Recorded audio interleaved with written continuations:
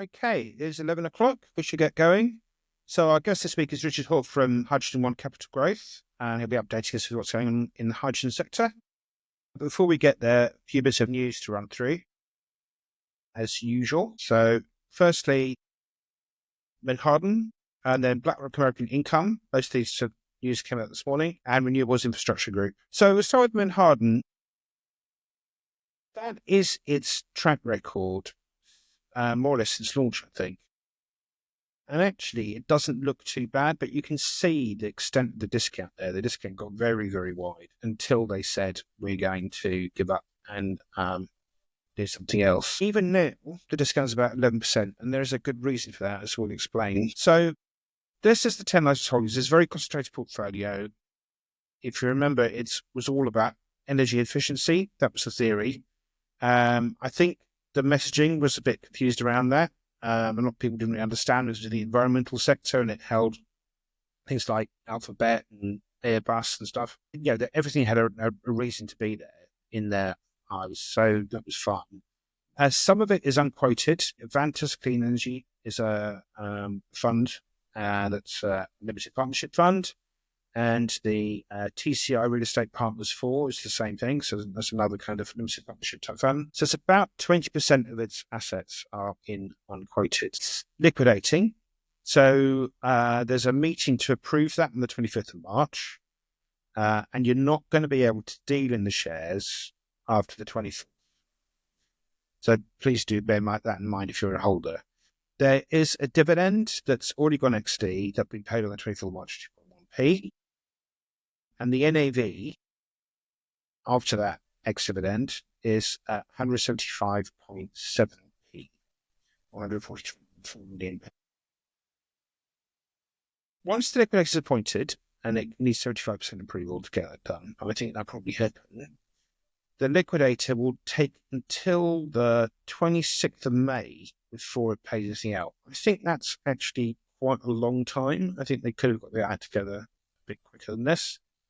But when they do that, it'll be about 127p, they reckon. So there'll be another 36.8p, which should be unquoted, so they're not revalued.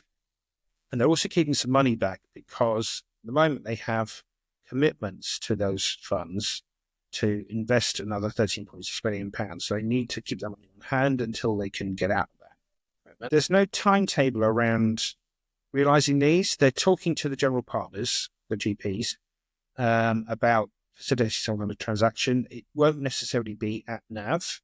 Quite often, secondaries take hand in the market at a discount. So that's to bear in mind. So that bring the NAV down a bit. And then the cost of liquidation are about £900,000, which is quite chunky, but that includes the payoff for the manager that's getting fired and the AIFM. So I just think with Manheden, you have to think about how fast do I want my money? Do I want the certainty? And I'd look hard at whether you want to just sell the shares in the market before it stops dealing. That's me. BlackRock American Income, it's not very big. It's probably too small, really, £43 million. It's on about a 6.8 discount. It has a yield, obviously. If you remember, it used to be Sustainable American Income. They dropped sustainable because of the EU rules around, the FCA rules really about promoting things as sustainable. They haven't got demand for the product in its current form. So they are going to rejig the whole approach. This is coming from the board. And they're adopting this investment approach called systematic active equity, which, as far as I can work out, is some kind of quantitative thing with a sort of active overlay to it, or an active tilt. So the computer chucks out some suggested buys, and then a human looks at it and says, that's a good idea, that's not a good idea, and then deals accordingly. And they sort of try out the AI things. Obviously, that's a big thing now. But these kind of predictive models about quant models have been around for a very long time. And they've been investing in them for a very long time. It's still sticking with the value approach. So that's the Streaming a bunch of stocks for value is that it's a relatively easy thing to do. You just do a yield or PE, whatever. So they're going to stick with that index as a benchmark. They've got some money in Canada now, but they're going to be probably going to be 100% in the US going forward. They will use some gearing, so that's one reason to keep it as a closed-end fund.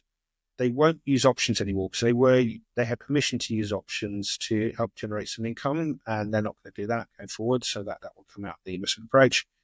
The ESG part of it, although BlackRock may have some ESG screens in there, is not going to be a big part of the thing at all. So that sustainable thing that was taken out of the name now has now been taken out of the investment approach. It will have quite a punchy dividend, about 6% yield, which is way higher than you can normally get in the American market. But obviously some of that is going to come from capital in the kind of way that we've seen a lot of other funds do. And 6% is fairly chunky, I think.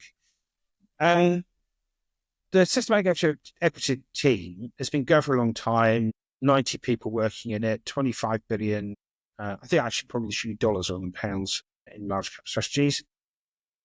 Based in San Francisco, it's obviously chucking money at and all computing power to do all this.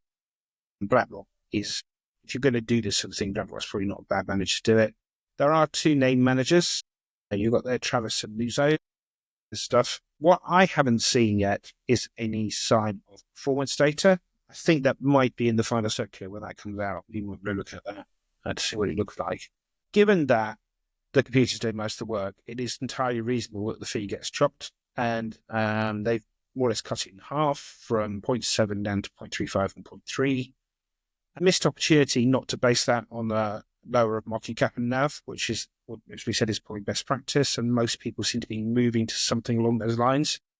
But nevertheless, it is a move in the right direction, and that will probably be welcomed by most investors. But for those that aren't convinced by this, there is going to be a 20% tender and a 2% discount now.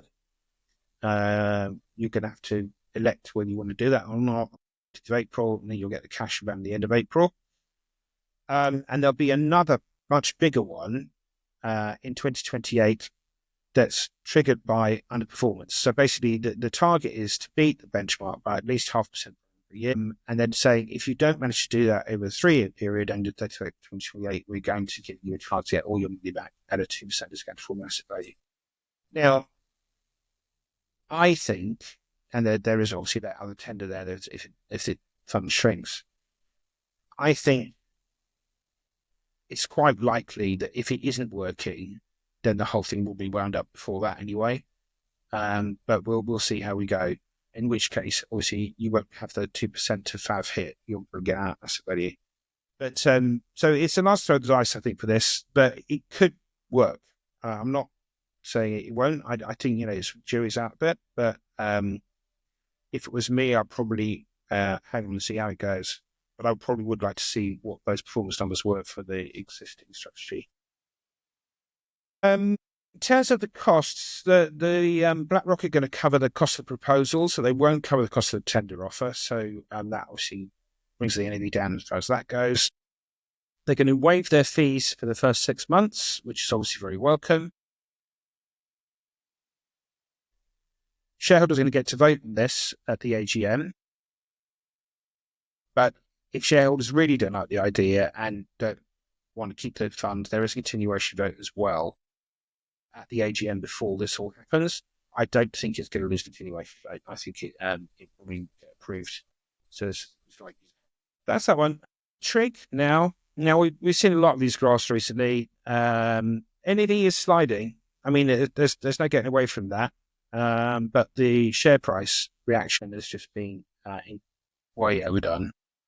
And the discount is now become ridiculous, getting for 36%. And obviously that means the yield is pushed up, and that's over 10%. It just seems daft to me that this is particularly undervalued. And we'll come to what the board thinks about that in a second.